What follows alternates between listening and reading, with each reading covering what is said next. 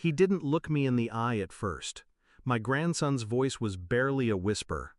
"Grandpa, I want to tell you something very terrible about my parents." The air in the room seemed to thicken. I leaned down. "Tell me." When he did, my blood went cold. I stood up, walked to the phone, and dialed 911. 20 minutes later, police cars were in my driveway, lights cutting through the night. I watched from the porch as my son was led away in handcuffs. He caught my eyes, but I didn't look away. Backstory: the son I raised.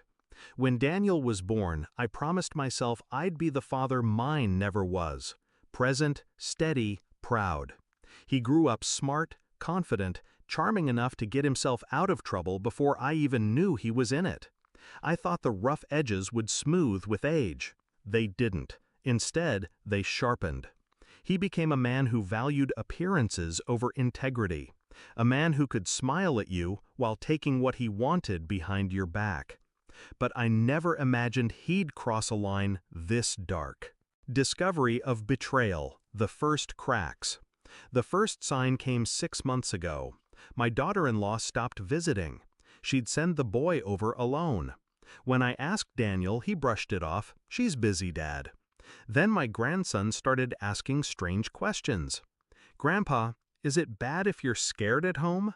Grandpa, what happens if the police take someone away?" I told myself he was just curious. Kids ask things. But deep down, I knew there was more. Shift in mindset, listening without alerting. That night, when he asked to talk in private, I didn't push him.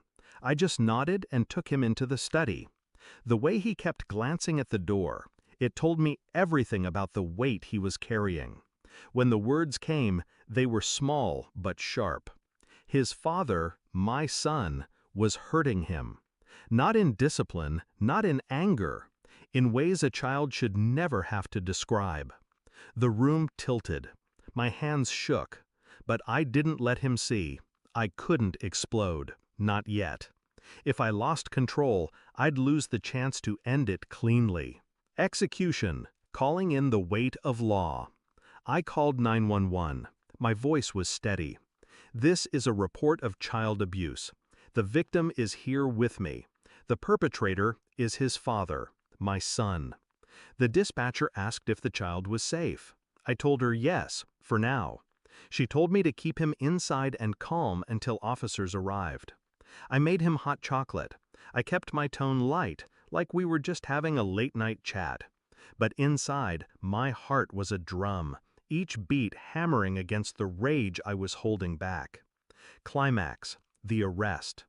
The red and blue lights painted the walls before the knock came. 2 officers stepped in, one taking my statement, the other gently leading my grandson to the kitchen for a quiet talk. Minutes later, another car pulled up. Daniel walked toward the house, probably wondering why there were police here.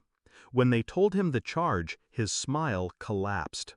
He turned to me, eyes wide, like I was supposed to save him. But I didn't move. I didn't speak. I let the handcuffs click shut. Resolution: the final reflection. It's been 3 weeks. My grandson's in therapy now, living with me. Daniel's in county jail awaiting trial. People ask if I regret calling. I don't. Because being a father means protecting your child. But being a grandfather?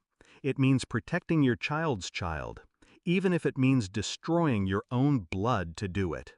And when I watched that squad car pull away, I realized something. Sometimes love is not saving them. Sometimes love is making sure they can never hurt anyone again.